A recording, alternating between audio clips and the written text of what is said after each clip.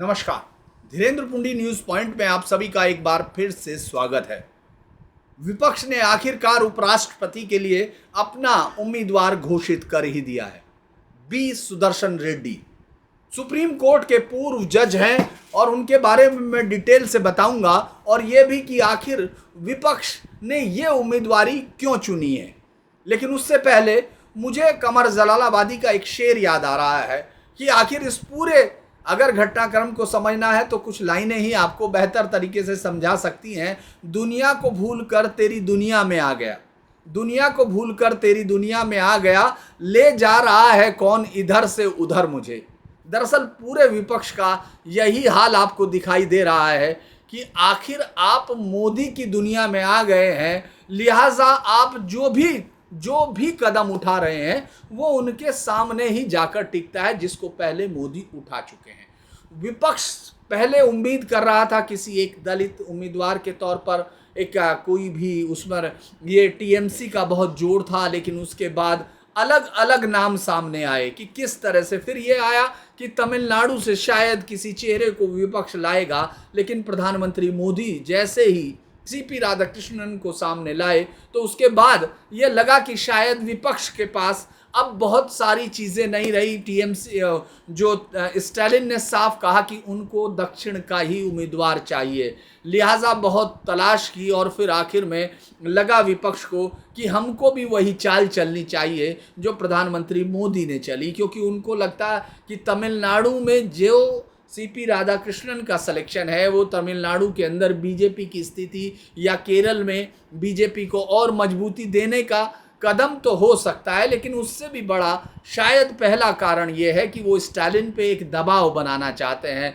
क्योंकि स्टालिन का पूरे चुनावी कैंपेन को आप देखते हैं तो वो चुनावी कैंपेन तमिल पहचान, तमिल भाषा और तमिल गौरव के इर्द गिर्द बुनी गई है पूरे चुनाव की। तो प्रधानमंत्री मोदी का ये दांव था कि कैसे वो प्रेशर में, हालांकि स्टालिन ने मना किया है समर्थन देने से क्योंकि उसने आर पार की लड़ाई लड़ी है। इसी बीच आपने ये भी सुना कि राजनाथ सिंह कैसे अलग अलग लोगों से संपर्क साध रहे हैं। उसमें जो जगन रेड्डी की पार्टी है उससे भी संपर्क साधा ताकि वो राधाकृष्णन को चुन सके एक सहमति के साथ। लेकिन विपक्ष ने अब चूंकि लड़ाई लड़ने की तैयारी की थी, हर एक चीज़ पर अब आमने सामने है, तो राहुल गांधी के नेतृत्व में इकट्ठा दिख रहा ये विपक्ष अब एक ऐसा नाम सामने लाया है जो नाम तो बेहतर आपको दिखाई देगा क्योंकि उनके बारे में मैं डिटेल से अभी बताऊंगा, लेकिन वो जीत की स्थिति में नहीं है। अगर मैं ये कहूँ कि उनके पास गणित नहीं है जीत का, ये बात विपक्ष को मालूम है, लिहाजा विपक्ष के पास इस बात की छूट थी कि वो एक ऐसे चेहरे को सामने लाए जो उनके उसके नैरेटिव्स को आगे बढ़ा सके। चूंकि हम अगर इस समय देखें पूरा गठबंधन की ये पूरे उपराष्ट्रपति के चुनाव का जो वोटिंग है उसके कितने मेंबर्स और क्या है उनकी स्थिति, इस पर कई बार बात हो चुकी, लेकिन फिर भी अभी बात करते हैं। राष्ट्रीय लोकदल की वर्तमान मतलब जो एनडीए की वर्तमान संख्या है जो वोट डाल पाएंगे दोनों स्थिति में, दोनों सदनों की अगर हम मिला के 786 वोटों में से 422 वोट है, यानी जो जीत की शुरुआती संख्या है 394 यानी 394 से 28 वोट आगे, यानी एनडीए को किसी उसकी जरूरत नहीं है जीत के लिए। लोकसभा में उनके पास 293 है, राज्यसभा में 129 सदस्यों का सामूहिक समर्थन प्राप्त है। उधर अगर आप इंडिया ब्लॉक की तरफ जाते हैं जिन्होंने एक प्रतीकात्मक लड़ाई के लिए या किसी चमत्कार की उम्मीद में बी सुदर्शन रेड्डी को चुना है, और वो चमत्कार क्या होगा इस पर भी हम बात करेंगे जो उन्होंने सोचा है। तो उनको लगता है कि उनके पास जो है कुल मत संख्या बचती है, अगर आप उसमें से घटा देते हैं तो ये बचती है 368 वोट, यानी एनडीए से बहुत कम है। हालांकि विपक्ष की पूरी संख्या भी क्लियर नहीं क्योंकि इनमें से बहुत सारी पार्टियां बाद में आपने देखा होगा जब वो चुनाव में ये साझा है, जब चुनाव होता है तो बीजेपी के पक्ष में बहुत सारी वोट्स पड़ती हैं। अब हम लोग देखते हैं कि ये तमिलनाडु में क्या है। तमिलनाडु में 39 सीट हैं लोकसभा की और उनमें सारी की सारी इंडिया ब्लॉक के पास थी, तो लिहाजा जो उनका दांव था, वो एक बेहतर दांव था मोदी का। वो कोशिश कर रहे थे कि शायद इनमें से तमिल उसके नाम पर कुछ हो, लेकिन एनडीए के पास कोई सीट यहाँ नहीं है, तो लिहाजा उनमें से कुछ हो। वो तो नहीं होता दिख रहा, क्योंकि स्टालिन की पकड़ बहुत मजबूत है। अभी देखना होगा, कार्ति चिदम्बरम जैसे बहुत लोग हैं जो इधर से उधर कितना बार उनको लगता है कि वो सीमा रेखा के इधर हैं कि उधर हैं, ये देखते हैं। राज्यसभा में अगर हम देखते हैं तो तमिलनाडु के पास 18 सांसद है, जिसमें से एनडीए के 4 सांसद हैं, एनडीए के पास 10 सांसद हैं और अन्य के पास 4 सांसद हैं। तो ये जो है कुल मिला के इसमें उनके पास कुछ वोट थी। इसको देख सकते हैं, विपक्ष के पास वहाँ अगर आप देखेंगे लोकसभा की 39 सीट है और वापस राज्यसभा की 10 सीटें, यानी 49। यानी एक दांव ऐसा था, इस 49 में मोदी चाहते थे कोई ब्रेकअप हो। अभी देखना होगा। अब लोकसभा में अगर आंध्र प्रदेश के पास देखते हैं तो 25 सीटें। बी सुदर्शन रेड्डी आंध्र प्रदेश के रंगारेड्डी जिले से आते थे, वहां उनका, और ये संख्या डिलिमिटेशन के तहत स्थिर है। अब ये कौन सा सांसद है ये तो हम लोग देखें, लेकिन अगर हम वाईएसआर कांग्रेस राज्यसभा में देखते हैं तो उनके पास 7 विपक्षी सांसद हैं और अभी वो एनडीए को समर्थन दे रही थी। उस चुनाव की बात करें, बीजेपी के पास 2 है, टीडीपी के पास 2 है। यानी अगर आप इन सब को देखते हैं तो एक बड़ा दांव बीजेपी ने लगाया था। उसके सामने एक प्रतीकात्मक तौर पर लड़ाने के लिए उन्होंने बी सुदर्शन रेड्डी को चुना है। बी सुदर्शन रेड्डी साहब क्या है, वो एक बड़ा चेहरा है जो एक ऐसे जज के तौर पर रहे हैं सुप्रीम कोर्ट के। उनका पूरा नाम बी सुदर्शन रेड्डी मतलब बालकृष्ण सुदर्शन रेड्डी है। ये अंकुला मयालारम गांव के थे, मैंने आपको बताया रंगारेड्डी जिले के थे। उन्होंने हैदराबाद से की और 2 मई 1995 को ये आंध्र प्रदेश हाई कोर्ट के पहली बार अतिरिक्त न्यायाधीश बने थे।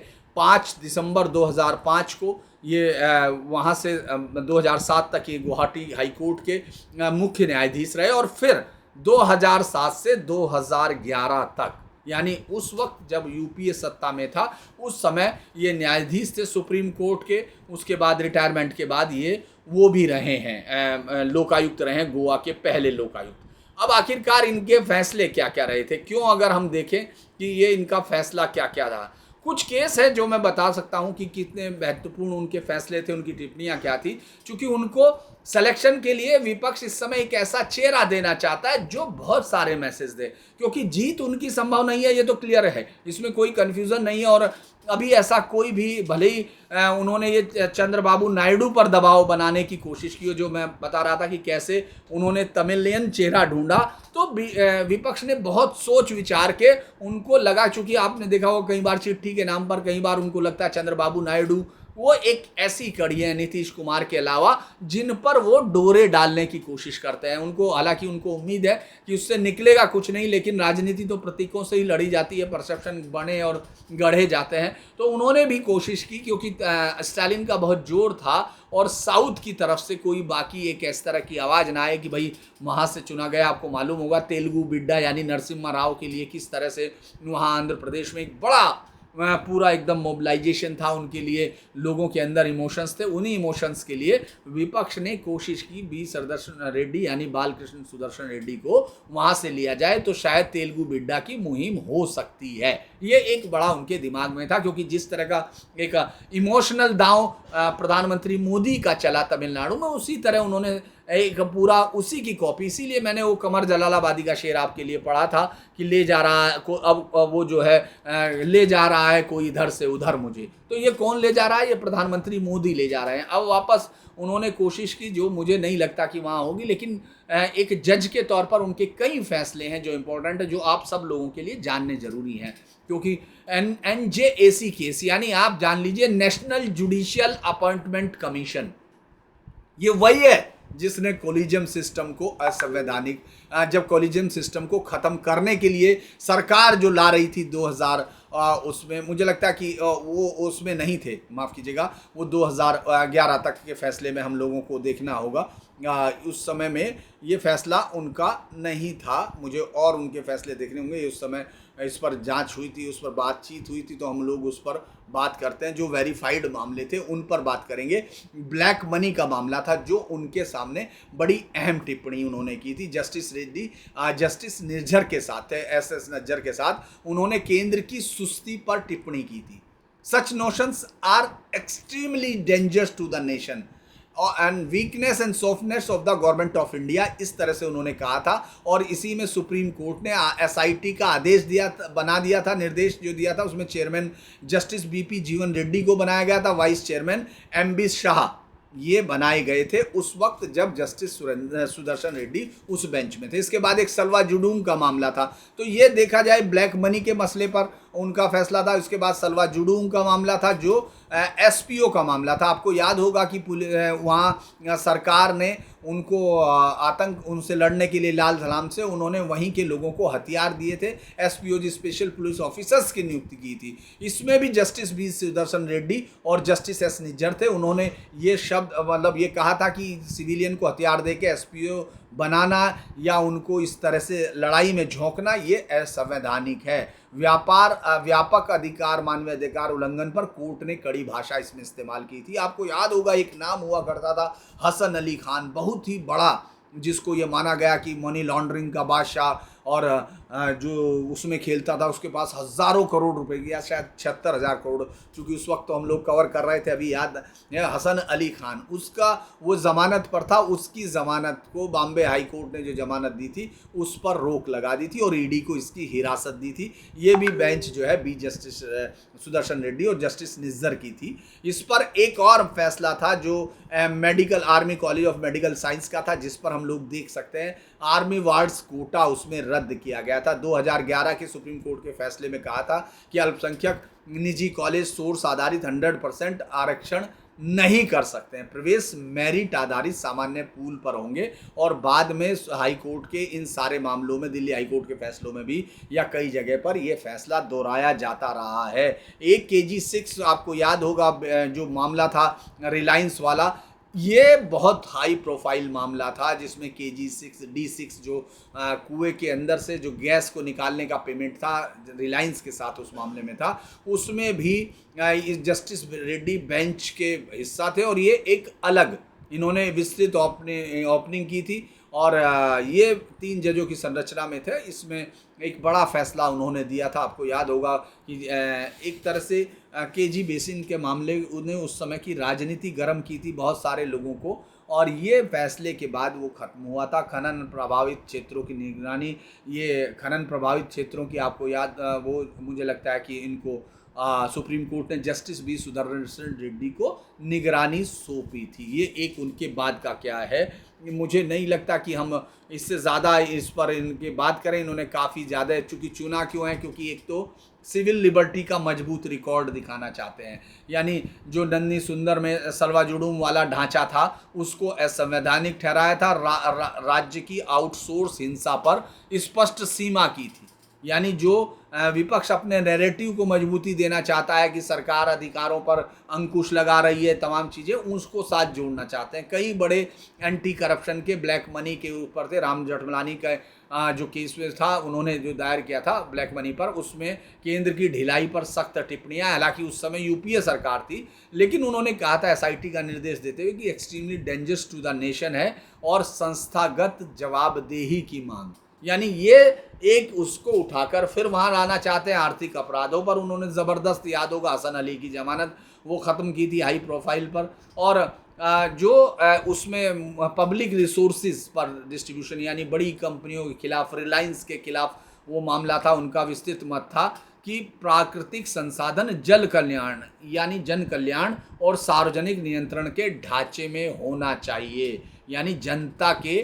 ढांचे में होना चाहिए। ये जो लगातार हमले करने की कोशिश है उद्योगपतियों का नाम लेकर अडानी अंबानी, उस पर भी मुझे लगता है कि एक लंबा रखा जाएगा। इनका बड़ा लंबा कैरियर रहा, उसके अलावा भी उनको कई सारी चीज़ों में शामिल किया गया जो बाद में है, चाहे वो रहे हों। तो मुझे लगता है कि बीजेपी ने जो पहले दांव चला था उसकी कॉपी ज़रूर करने की कोशिश की है विपक्ष ने, लेकिन उसके पास ना तो जीत का गणित है और ना ही इस वक्त कोई उसकी अपील इतनी बड़ी है, क्योंकि जिस तरह के खांचे हैं उपराष्ट्रपति के चुनाव में भी ये दूरियां कम नहीं होंगी।